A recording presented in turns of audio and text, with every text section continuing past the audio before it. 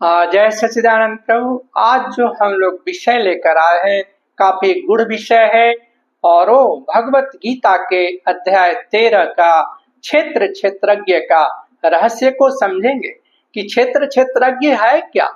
तो भगवान कृष्ण जो है स्वयं क्षेत्र की परिभाषा किए हैं कि ये जो है इदम शरीरम कौन्तेय क्षेत्रम इति अभिधीयते। ये हमारा शरीर ही जो है वो क्षेत्र है और जो इसको जानता है, इसके तत्वों को जानता है वो क्षेत्रज्ञ है। लेकिन क्षेत्र को जानने के लिए पहले हम अध्याय 1 में भी जाएंगे जहाँ की दो क्षेत्र की बात हुई है, धर्म क्षेत्र और कुरुक्षेत्र की बात हुई है। तो विषाद योग की पहली श्लोका लेना यहाँ काफी अच्छा रहेगा, तब हम लोग क्षेत्र क्षेत्रज्ञ को तत्व को समझ सकते हैं। तो वहां श्लोका 1 में विषाद योग में धृतराष्ट्र ने पहला श्लोका वही बोले, धर्म क्षेत्रे कुरुक्षेत्रे समवेतायुयुत्सव मामका पांडवा च एव किम अकुर्वत संजय। तो ये बोले धृतराष्ट्र की ये धर्मयुक्त कुरुक्षेत्र में जो है ये युद्ध की इच्छा वाले मेरे और पांडु पुत्रों के बीच में क्या हो रहा है संजय। तो यहाँ जो है पहली बार धर्म क्षेत्र और कुरुक्षेत्र की चर्चा हुई। ये धर्म क्षेत्र और कुरुक्षेत्र बाहर की कोई क्षेत्र नहीं है, ये हमारे ही अंदर क्षेत्र है। दो प्रवृत्तियों का क्षेत्र है, एक तो है आसुरी प्रवृत्तियों का और दूसरी दैवी प्रवृत्तियां जो है। एक जो है दैवी संपदा कहलाती है धर्म क्षेत्र, और कुरुक्षेत्र जो है वो जो है आसुरी प्रवृत्तियां कहलाती है आसुरी संपदा। तो ये क्षेत्र ही है हमारा ही शरीर है और इसी जो है शरीर के अंदर दो क्षेत्र हैं, एक धर्म क्षेत्र और एक कुरुक्षेत्र। हर आदमी के बीच में भी महाभारत भी चल रही है, दो प्रवृत्तियों की लड़ाई भी चल रही है जो है आसुरी प्रवृत्तियां और दैवी प्रवृत्तियों की लड़ाई हमारे अंदर संघर्ष चलते रहती है। तो जो है जब हमारे अंदर जो है दैवी संपदा की गुण जैसे बल विवेक सम दम वैराग्य, ये सब अच्छे गुणों की बाहुल्य होती है तो ये हमारा जो है क्षेत्र धर्म क्षेत्र हो जाता है। इसके विपरीत अगर हमारे अंदर जो है अगर ये जो है आसुरी प्रवृत्तियों की बाहुल्य हो जाती है जैसे काम क्रोध लोभ, तो ये जो है ये जो है वो कुरुक्षेत्र बन जाती है। तो एक ही शरीर में ये दोनों प्रवृत्तियां हैं, जैसे जिस चीज की बाहुल्य होगी उसकी जो है प्रवृत्तियां बढ़ते ही बाहुल्य बढ़ जाती है। तो धर्म क्षेत्र और कुरुक्षेत्र हमारे ही अंदर है, बाह्य कोई क्षेत्र नहीं है, ये हमारे ही अंदर युद्ध चल रही है। तो भगवान बोल रहे हैं कि हमें जो है दैवी संपदा का बाहुल्य करके ताकि हम आसुरी वृत्तियों को शमन कर सके, आसुरी संपदा को हम शमन कर। तो हमारी जो है क्षेत्र जो है इसी शरीर में दोनों जो है क्षेत्र है, धर्म क्षेत्र और कुरुक्षेत्र, और हमेशा संघर्ष चल रही है। लेकिन जो दूसरा टर्म आया क्षेत्रज्ञ, वो क्षेत्र से बिल्कुल अलग है, क्योंकि वो संचालक है, वो क्षेत्र का बंधक नहीं है। वैसे जीवात्मा भूल से क्षेत्र से संयोग करके जो है माया के आधिपत्य में बंधक जैसा उसको लगता है, लेकिन जीवात्मा जो है वो स्वतंत्र है, स्वतंत्र सत्ता है जीवात्मा, वो संचालक है क्षेत्र का, न कि बंधक। भगवान कृष्ण अध्याय उसी क्षेत्र क्षेत्रज्ञ में बोलते हैं, मैं सारे क्षेत्रों में जो है क्षेत्रज्ञ हूं, क्योंकि वो सब में अंतर्यामी रूप में सभी जीव में वो स्थित है। अपना परिचय भी वो दिए हैं। अध्याय 10 के 20वां श्लोका में अर्जुन को बताए कि अर्जुन अहम आत्मा गुणाकेश सर्वभूता से स्थित, सभी प्राणियों के अंदर आत्मा हूं, लेकिन सभी प्राणियों के अंदर जो है मैं स्थित हूं अंतर्यामी रूप से। तो इसलिए भगवान यहाँ बोल रहे हैं सब क्षेत्रों में मैं क्षेत्रज्ञ हूँ। तो क्षेत्रज्ञ जो है क्षेत्र के तत्व को समझता है, जानता है, इसलिए उसको जो है ज्ञानी जन क्षेत्रज्ञ बोलते हैं। अभी इस क्षेत्रज्ञ का दूसरा भी अलग अलग नाम आता है, तो हम उसमें कंफ्यूज ना करें। जैसे शरीर शरीरी है, देह देही, क्योंकि देह में रहने के चलते आत्मा वो देही कहलाता है। आत्मा उतना वो है नहीं, लेकिन देह में रहने के चलते एक जो है साधारण नाम आ जाती है देही। शरीर में रहने के चलते ही उसे शरीरी। तो उसी तरह प्रकृति और पुरुष, क्षर और अक्षर। क्षर जो है नाशवान है, हमारा शरीर नाशवान है। अक्षर जो जीवात्मा है वो जो है शाश्वत है, सनातन है। इसलिए भगवान कृष्ण बोलते हैं कि मम एव अंशा जीवलोके जीवभूत सनातन। इस शरीर में जो है जीवात्मा वो मेरा ही शाश्वत अंश है। तो क्षेत्रज्ञ जो है इसको जो है तत्व से समझना। अगर हम देखते हैं दूसरी, अगर अध्याय 12 में भक्ति योग में जो आया वो उपासना के बारे में भगवान कृष्ण अर्जुन को बताए हैं, वहां सगुण साकार की। और इसमें जो है क्षेत्रज्ञ में जो है वो निर्गुण निराकार की चर्चा हुई है। इसके कुछ श्लोकों को हम देखेंगे तो और ज्यादा जो है ये ज्यादा क्लियर होगी क्षेत्रज्ञ के बारे में। तो कुछ इसके अद्भुत जो है रहस्य जो है श्लोकों को भी लेंगे इस अध्याय में जो है। हम जो एक श्लोका लेते हैं 11, इसी श्लोका इसी अध्याय 13 का, उसमें बोल रहे हैं कि क्या है क्षेत्रज्ञ के बारे में और ज्यादा डिटेल्स में जानने के लिए कि अध्यात्म ज्ञान नित्यत्वम तत्व ज्ञानार्थ दर्शनम एतत् ज्ञानम इति प्रोक्तम अज्ञानम यतत अन्यथा।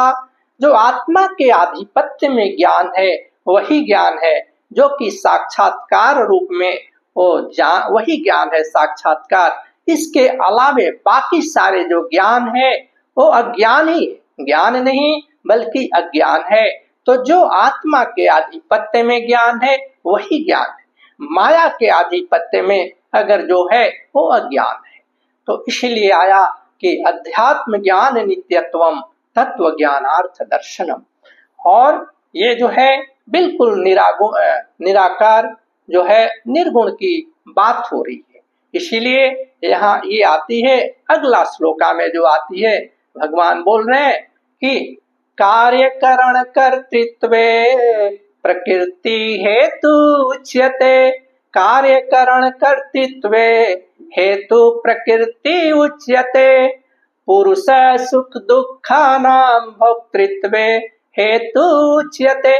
कि जो सारा कार्य जो हो रहा है वो प्रकृति के द्वारा, भूल से जो है जीवात्मा प्रकृति से संबंध करके वो कर्ता बन जाता है। लेकिन भगवान कृष्ण यहाँ बिल्कुल निराकार रूप में बोल रहे हैं कि जो है कार्य जो है जीवात्मा करता है, वो करता नहीं है। सारे कर्म जो है वो प्रकृति के द्वारा की जा रही है।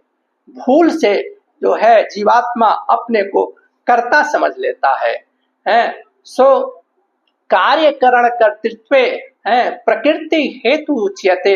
पुरुष सुख दुखानां भोक्तृत्व हेतु उच्यते। अब पुरुष के ऊपर है, जीवात्मा के ऊपर है कि वो प्रतिकूल परिस्थितियों में सुख का अनुभव करता है या प्रतिकूल में और अनुकूल में। सुख और दुख उसके हाथ की बात है। आपके भी परिवार मेंबर में देखे होंगे, कुछ लोग सेम परिस्थितियों में शांत रहते हैं, शांति को बनाए रहते हैं, और कुछ लोग काफी परेशान हो जाते हैं। तो ये जो है सुख और दुख का होना जो है वो पुरुष का कारण है, उसका जो प्रकृति हेतु नहीं। हाँ, हर कार्यों के जो है हेतु प्रकृति है, क्योंकि प्रकृति के द्वारा ही आप में गुण भी है और विकार भी। ये प्रकृति से उत्पन्न है, इसलिए बोला गया गुणा गुणेषु वर्तन्ते। कहने का मतलब कि जीवात्मा जो है हमेशा से ही वो अकर्ता ही है, वो लेकिन भूल से वो अपने को कर्ता मान लेता है। तो यही बात हुई। और सुख और दुख जो है उसका कारण स्वयं जो है जीवात्मा है।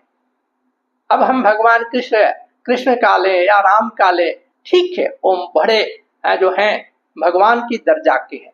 जब भगवान राम को जब वनवास मिला तो दुखी तो नहीं हुए, क्योंकि उनके ऊपर है। इसलिए जो साधना में परिपक्व हो गया, जो सिद्धि को प्राप्त कर लिया, उसके लिए भी वही है। क्योंकि वो सुख और दुख वो दोनों में समत्व को बोध करता है। समता योग इसी को प्रतिपादित करती है कि योगस्त कुरु कर्माणि संगम त्यक्त्वा धनंजय सिद्ध असिद्ध समो भूत्वा समत्वम योग उच्यते। कि प्राप्ति हो या प्राप्ति न हो, दोनों ही परिस्थितियों में जो है जो योग युक्त है वो समता को मेंटेन करता है। ऐसा नहीं कि कोई चीज अनुकूल हो गया तो बहुत हर्षित हो गया और उसके प्रतिकूल कुछ परिस्थितियां हो गई तो रोने बिलखने लगा, ऐसा नहीं। दोनों परिस्थितियों में वो समभाव रखता है। इसीलिए वो जो है दूसरी भी परिभाषा गीता में ही आती है कि बुद्धि युक्त जहाती उभे सुकृत दुष्कृते तस्मात् योगाय युजस्व योग कर्मसु कौशलम। कि जो है ये सुकृत या दुष्कृत किसी भी कर्म को हमें पकड़ना नहीं है, जीवात्मा को हमें बंधन में नहीं पड़ना है, सुकृत हो दुष्कृत हो। इसीलिए जो है योग कर्मसु कौशलम कि योग को हमको है होना है, योग को जीवन में लाना है कि हर कार्य जो है हम प्रवीणता से करें, कुशलता से करें, हम अटैच होकर न करें, संयुक्त होकर न करें। तो यही है, ये जो है काफी रहस्य है। कुछ आगे का श्लोक हम लोग देखते हैं। निराकार निर्गुण निराकार के हैं जो है उपासना के बारे में ये क्षेत्र क्षेत्रज्ञ आया। तो इसी अध्याय 13वां अध्याय का 22वां श्लोक लेते हैं और इसको समझेंगे हम लोग, इसकी कोशिश करेंगे उसके सूक्ष्म जो अर्थों को। उपद्रष्टाय अनुमंता च भर्ता भोक्ता महेश्वर, उपद्रष्टाय अनुमंता च भर्ता भोक्ता महेश्वर, परमात्मा इति च यपि उक्ते देहे अस्मिन् पुरुष पर। तो ये क्रमिक विकास से जो है जीवात्मा परमात्मा तक पहुंचता है, यही निर्गुण निराकार है। सो दृष्टा भाव से साक्षी भाव होने से उपद्रष्टा है, क्योंकि जीवात्मा जो है वो साक्षी ही है, एज ए ऑब्जर्वर हर समय में है। एक्चुअली वो अलग अलग कंडीशन में भी हर सिचुएशन में वो दृष्टा ही है। इसलिए पहला जो स्थिति आई उपद्रष्टा, हम साक्षी भाव में।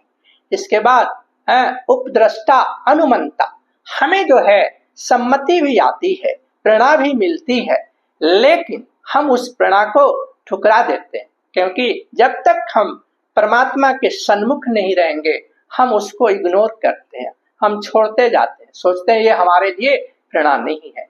तो हमें सम्मति मिलती है, जब तक हम सन्मुख नहीं रहेंगे परमात्मा के सर्वेश्वर के, तब तक वो मुश्किल है। हाँ, विमुख वो रहने के चलते हम उस सम्मति को, हम उस जो है प्रेरणा को नहीं समझ पाते हैं।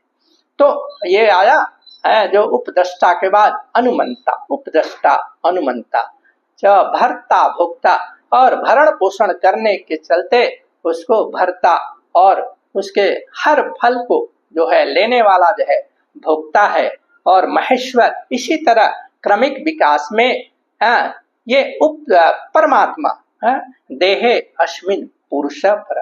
तो इस शरीर के अंदर जो है वो जो है पर जो परे है वो परमात्मा ही कहलाता है। तो इस तरह क्रमिक विकास से दिया गया है कि परमात्मा च अपि युक्ते देहे अस्मिन् पुरुष परा, जो हमारे देह के अंदर है जीवात्मा वो परम है, वो भी परमात्मा है। इसलिए हमारे वेदों के महावाक्य में भी आया, अथर्ववेद जो है उपदेश वाक्य, अयम आत्मा ब्रह्म। तो वो क्रमिक विकास से ही ये आत्मा ही परमात्मा है, जिसे हम जो है अनुभव वाक्य में जब जाते हैं तो उसमें अहम ब्रह्मास्मि तक आ जाता है, क्योंकि परमात्मा अनुभव गम्य है। निर्गुण निराकार में हम अनुभव ही करते हैं। तो वो जो है यजुर्वेद के जो है उसका महावाक्य यही अहम ब्रह्मास्मि। तो कहने का मतलब ये जो क्रमिक विकास जो आया वो निर्गुण निराकार का बिल्कुल वो वहां निरूपण आता है।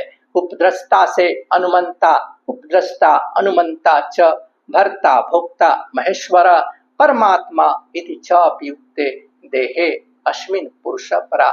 तो ये क्षेत्र क्षेत्रज्ञ जो है ये उपासना की पद्धति है, लेकिन यहाँ निर्गुण निराकार तो ज्यादा ज्ञानियों के लिए जो है ये ज्यादा अच्छा है।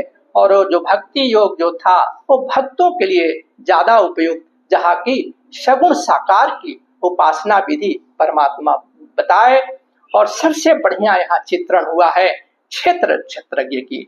धर्म क्षेत्र और कुरुक्षेत्र सबके अंदर जो है ये महाभारत चल रही है, युद्ध चल रही है।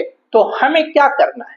हमें जो है अपनी दैवी संपदा का वृद्धि करना है, ताकि हम आसुरी संपदा का शमन करें और समत्व में जिए, योग युक्त होकर जिए। सो प्रभु इतना हमने किया कि इसको चित्रण करने की कोशिश की, इसके रहस्य को समझने के लिए।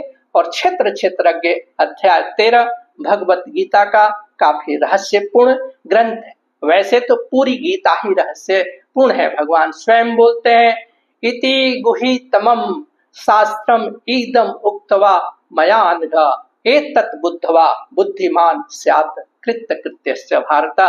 ये कौन सी शास्त्र? यही गीता शास्त्र जो है रहस्यों में से भी रहस्यपूर्ण ग्रंथ है।